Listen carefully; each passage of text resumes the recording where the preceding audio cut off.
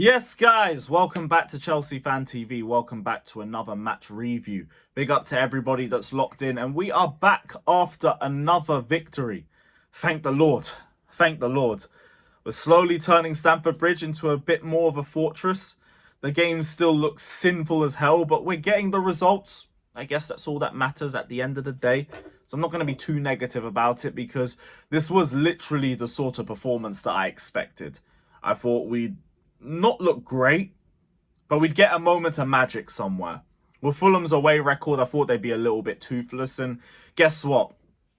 Other than a couple chances in the first half, they were toothless. Kind of played into our hands. We just didn't even get the moment of magic. We had a penalty. That was the difference between both teams at the end of all of it. Fine, cool. It's what we needed. It's necessary. It keeps Poch in the job for another week for everyone who wants that. I'm just glad that we're winning. I'll never be the sort of guy that wants my team to lose just so a manager gets sat down. I'll never be that sort of guy. It's good that we won. Wanted to win. The performance was very, very sinful as a team. Individually, I think there were players that stood out though. Thought Disasi was our best centre-back. Again, made a lot of good passes, defended really well, tried to break the lines as much as possible. Thiago Silva, there was some key blocks from him towards the end of the game. Didn't really see too many errors from him this time, so it was a good performance from him. Enzo Fernandez, unbelievable. Unbelievable. And he's had performances like this all season. It's just now he's got the Man of the Match award. I think Enzo Fernandez has come for a lot of unnecessary stick this season. And it's only because of the price tag. People always say, for the price you paid, he's not giving you the impact. How about you look at the manager who spent half the season playing him away from Caicedo and putting him in the number 10? When he's meant to be playing deeper with Caicedo. You paid 250 million for a pivot. You played a pivot together. But Enzo Fernandez had such good passing. Unbelievable passing. It's just a shame the attack was just so disjointed. No one really stood out except Cole Palmer. Cole Palmer was unbelievable. The fact that we even took him off with 3 minutes left while we're 1-0 up at home against Fulham makes absolutely no sense to me. But Palmer was sensational. In spite of the penalty. He was just toying with those Fulham defenders in the second half. His manipulation of space is insane. He knows where to touch the ball and exactly where it's going to drop after the fact. And it could be on any barometer of space. It could be 2 yards. It could be a little 5-10 yard pass, touch with a little bit of space. But he's planning it all in the back of his head. And it was unbelievable. The goal is a penalty. It's fine. We take the GNA and we move. But in terms of performance, he was our best forward by a mile. Sterling, I would have liked to see a little bit more influence from him. I didn't think I saw a lot of him in the first half. When he did, it was half the time he was offside. But he got the pen. Basically counts as more GNA, and this is why Sterling starts. He's always going to get you something, regardless of the performance. If there's anyone that you can bank on to get you something in a game out of the attack, it's Raheem Sterling. So he starts, regardless of how frustrating he is, he starts, and we move. It is what it is. I'm glad he got the penalty. Big up to Raheem Sterling for that. I think that was a nice little drive he did to even get into that position, so fair play to him.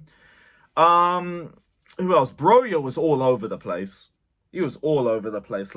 You are the focal point, my friend. You need to stay in the middle. I'm seeing him pick up the ball on the left and pick up the ball on the right. And then he's on the right and on the left when we're trying to cross the ball into the middle. Bro, stay in the middle. Stay in the middle, my friend. Who else played well, though? Colwell, I thought, was a bit better in the second half. First half, I thought he struggled. Nearly gave away a goal from that position too, which wasn't great. But second half, I thought he was a bit more composed. We did sit back a little bit more too, which meant he could just sit back and just do his defensive work a little bit better. There wasn't really a lot of mistakes from him, other than maybe that foul towards the end of the game. So yeah, I'd say it was a better performance. The bar's in hell with the Middlesbrough game. And we know he's not a left back, so we have to deal with it. But he had a good game too. Petrovic, yet another good game from him as well. Big up to him. He had a good performance. Madueke looked good off the bench too. Who else? Gallagher, I didn't think did anything. Except that Travella at the end, that would have been an insane goal if he put that one in. Very unlucky.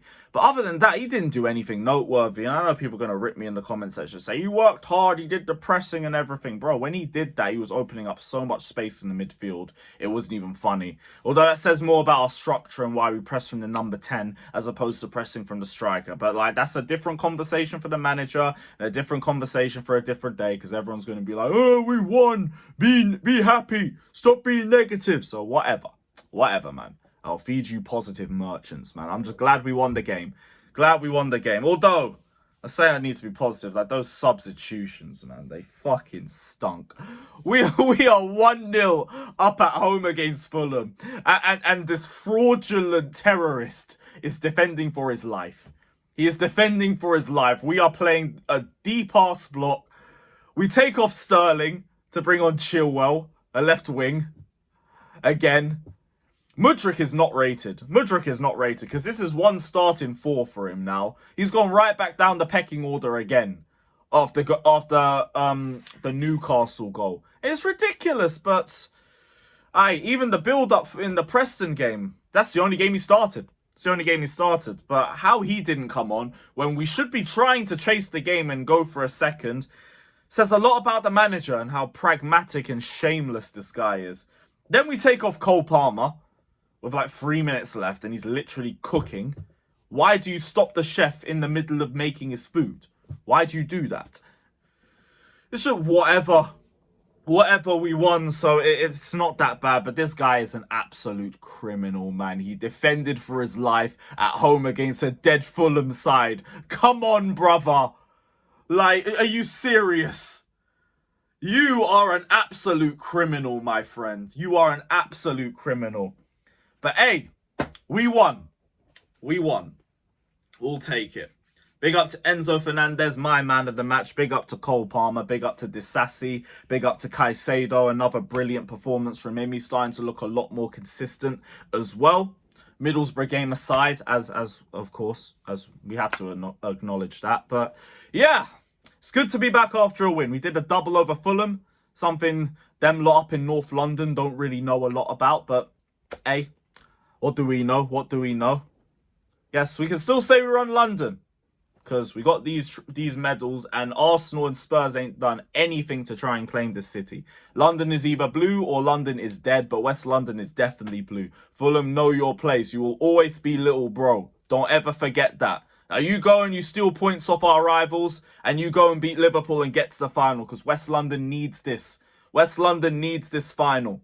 So go do Liverpool. We'll see if we can do our job, before I even say anything. Big up everybody. Like, subscribe. Up the Chelsea.